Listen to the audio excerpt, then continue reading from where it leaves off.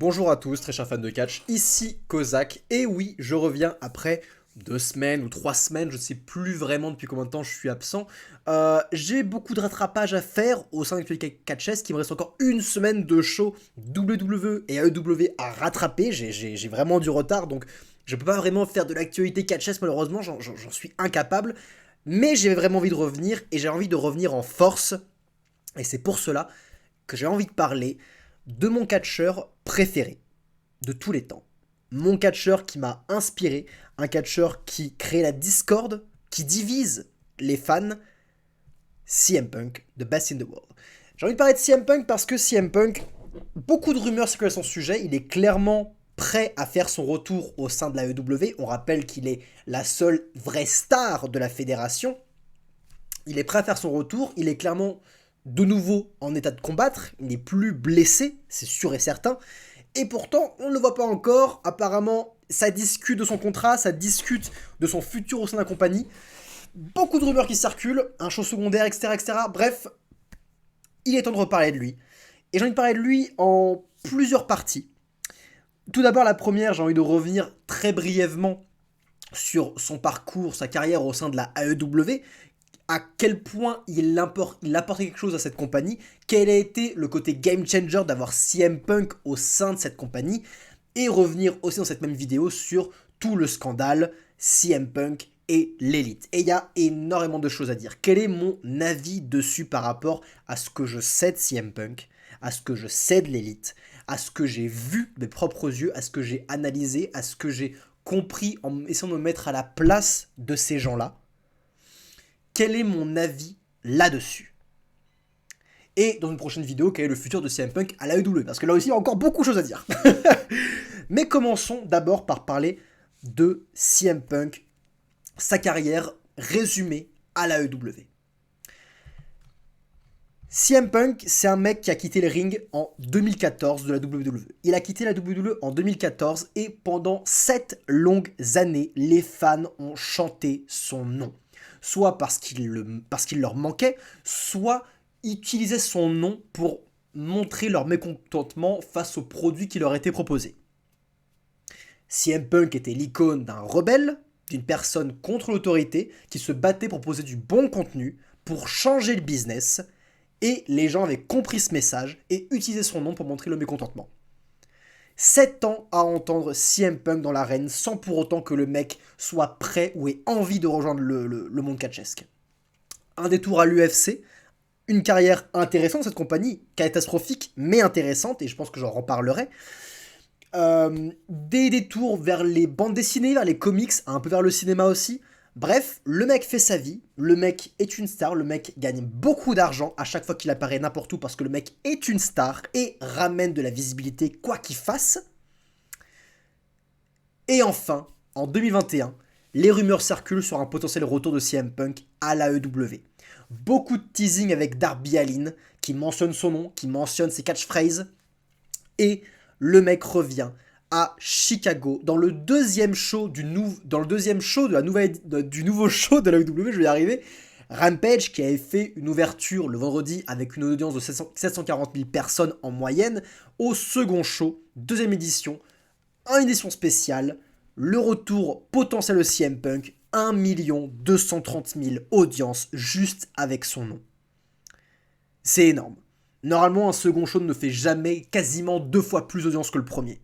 Et d'ailleurs, Rampage n'a jamais fait autant d'audience, ne va jamais redépasser les millions d'audience de la carrière de Rampage. Jamais, jamais, ce n'est jamais revenu.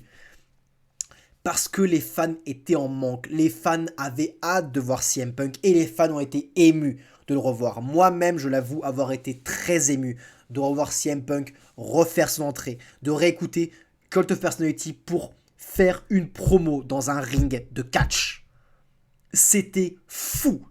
C'est clairement le meilleur moment de 2021. De très loin. La plus grosse pop que j'ai jamais entendue de ma vie. Réécoutez l'entrée, réécoutez à quel point la foule hurle. On n'entend même plus la musique. Les cris des fans couvrent la musique de CM Punk. Je n'ai jamais vu ça de ma vie. C'est exceptionnel. Et pourquoi ce mec manquait à ce point? Parce que ce mec est bon à ce point. Parce que CM Punk, et on va le voir dans toutes les promos qu'il a réalisées au sein de sa carrière à l'AEW, est un gars qui sait dire des choses palpables, réelles, construire des rivalités sur des choses simples, des tensions évidentes, basiques, humaines, qui donnent envie de voir deux mecs s'affronter. Ce n'est plus le meilleur catcheur au monde d'un point de vue technique sur un ring, mais le mec est toujours un des meilleurs pour raconter une histoire sur un ring. Toujours un des meilleurs. Et c'est peut-être toujours le meilleur pour construire une rivalité. Il est bon et il changeait la donne à l'AEW. Le seul talent avant que CM Punk arrive capable de faire quelque chose comme CM Punk, c'était Cody Rhodes. C'était le seul. Et il paraissait un alien au sein de la compagnie par rapport à tout le reste du roster. Ce qui a donné lieu au Codyverse d'ailleurs. Mais j'y reviendrai pour ça plus tard. CM Punk enfin était de retour et a changé la donne.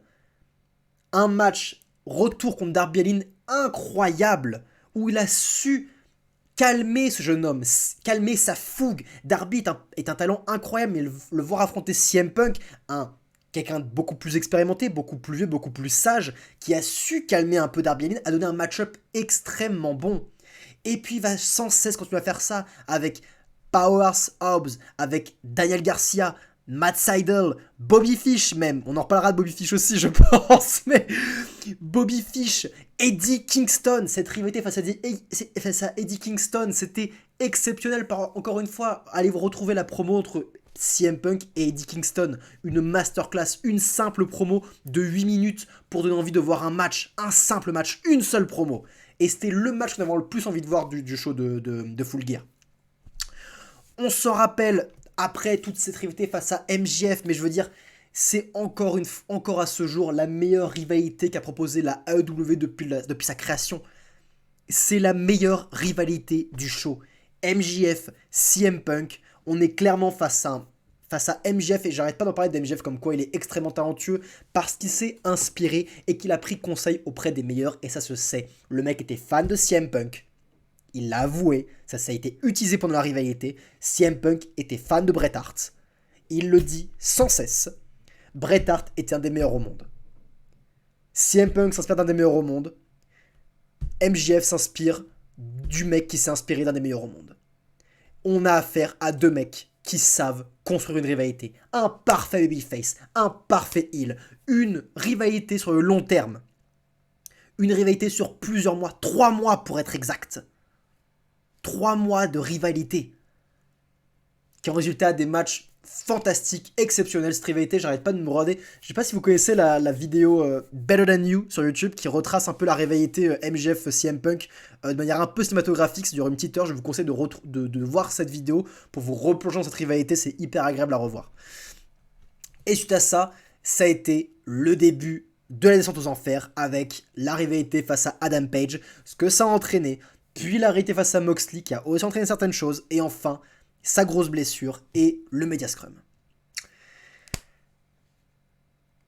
CM Punk a changé la donne pour une manière de construire des rivalités différentes qui faisait du bien au sein d'une compagnie peut-être trop encline à faire un enchaînement de matchs qui ne veulent rien dire, avec des rivalités qui ne se construisent pas. Le mec avec son arrivée a changé la donne. Il n'y a pas une seule promo où le mec ne mettait pas over son adversaire. À chaque fois qu'il faisait une promo, même si son adversaire était un con, un heel, il le mettait over. Il a mis Hobbs over. Il a mis Daniel Garcia over. Il a pas arrêté de mettre Darby Allin over. Il met tout le temps over son adversaire. Et à chacun de ses matchs, il se fait pulvériser par son adversaire par rapport à sa qualité principale. La force de Hobbs, la rapidité de Darby Allin, la technicité de Bobby Fish, le côté imprévisible d'Eddie Kingston. À chaque fois, CM Punk mettait over son adversaire en promo ou en match, en mettant en avant les plus grosses qualités de son adversaire. Tout en construisant un vrai problème, en mettant en avant son point de vue pour que les fans se rangent derrière lui, qui est le babyface. Le mec connaît le business. Il le connaît, il sait faire son taf. C'est clairement un des membres de la AEW qui sait le mieux faire son taf, avec MJF, avec Bryan Danielson, avec Samoa Joe, pour ne citer que. Ce sont des mecs qui savent le business, qui connaissent le business, qui savent faire des audiences, faire du chiffre. Cela étant dit,